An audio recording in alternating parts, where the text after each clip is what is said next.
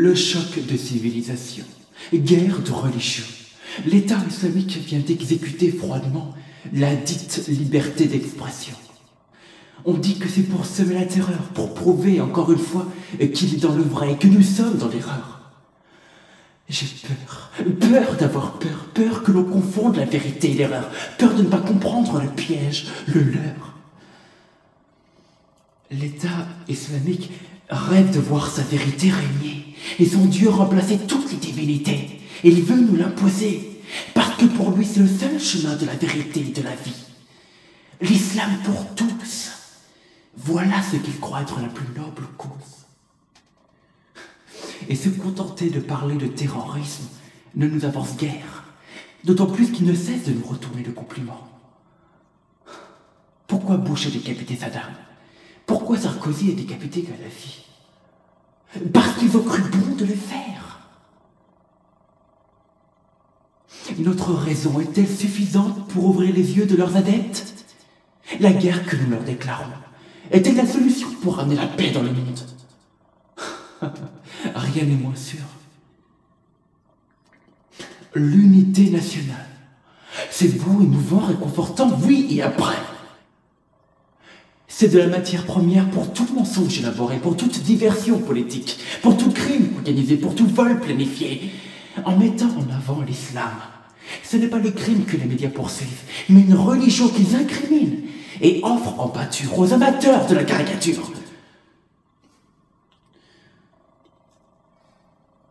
On voit un homme tout d'orange vêtu, égorgé par un autre tout de noir vêtu.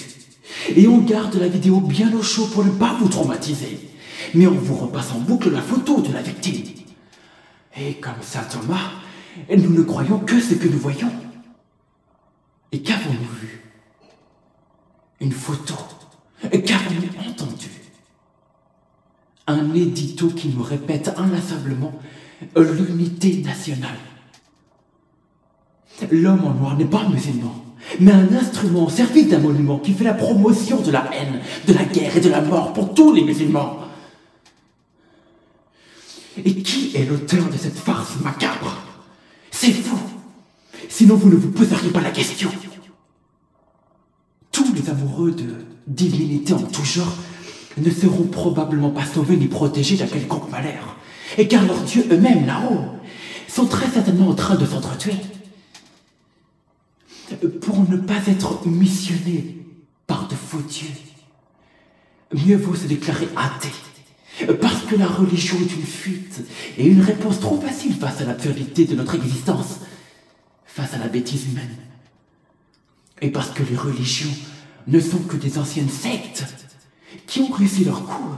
Et c'est bien pour ça que les empereurs romains ont fait sa fête à Jésus, car ils y voyaient une atteinte à leur emprise sur le peuple. Parce que la sagesse de certains passages des textes sacrés n'est en fait que du bon sens, celui que tout un chacun pourrait avoir. Les personnes dites athées ne pourront jamais être déçues.